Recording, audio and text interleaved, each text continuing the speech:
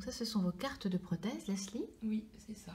Quel est le volume finalement qui a été retenu au bloc opératoire? Le 230 cc, donc ça me fait un bon essai. Alors, comment ça s'est passé à votre réveil? Parce que vous étiez parti avec l'idée d'avoir un volume à peu près entre 240 et on va dire 260. Voilà. C'est ça. Donc, vous vous étiez fixé ça pour que ce soit ni trop imposant, ni trop petit. C'est ça. J'ai opté pour avoir le côté naturel et pas extravagant. Oui, compte tenu que vous êtes aussi mince, menu. Mince, que j'ai la peau fine, il m'a aussi parlé à cause de ma scoliose. Oui. Ça jouait aussi. Donc du coup... voilà. Vous vous étiez entendu en tous les cas. Oui. Les choses étaient claires dans votre esprit. Ouais. Je m'attendais pas à me réveiller avec quelque chose d'énorme, donc ça va, et ni de trop petit. Donc vous avez fait des essais de prothèses? Oui. Avant, hein? Oui. Et est-ce que ça a eu un intérêt, en fin de compte? Parce que moi, je me pose la question de temps en temps, est-ce que les essais de prothèses correspondent à quelque chose, en fin de compte? Ou est-ce que c'est plus psychologique pour la patiente? Eh ben, moi, je sais que Sabrine, elle m'avait mis une prothèse de 220. Ouais. Et je l'ai trouvée super petite. Et sur l'autre sein, elle m'avait mis du 300. Ce qui était énorme. Donc après, c'est là qu'on a abordé le sujet de faire du 240, 265. Et au final, quand je me réveille et que j'apprends que j'ai du 230, dans ma tête, je me suis dit, aïe, mais c'est petit alors.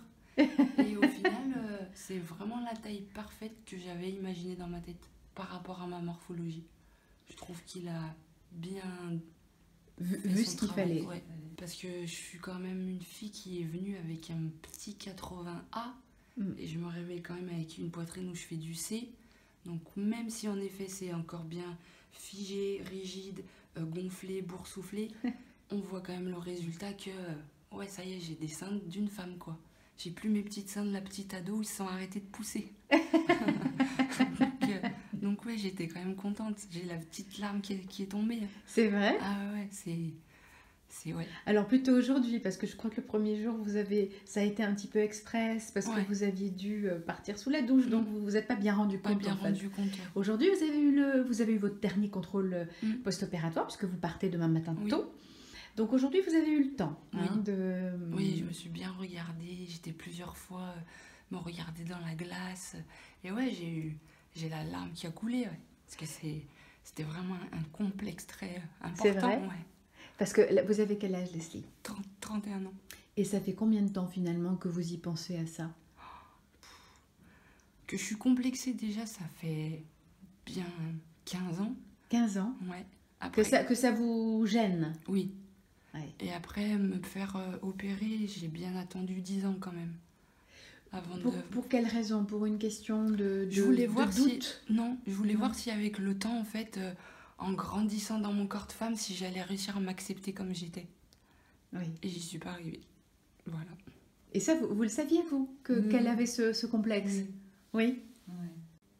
Est-ce que vous avez encouragé Leslie, qui était complexée, et vous le saviez probablement, à faire cette chirurgie?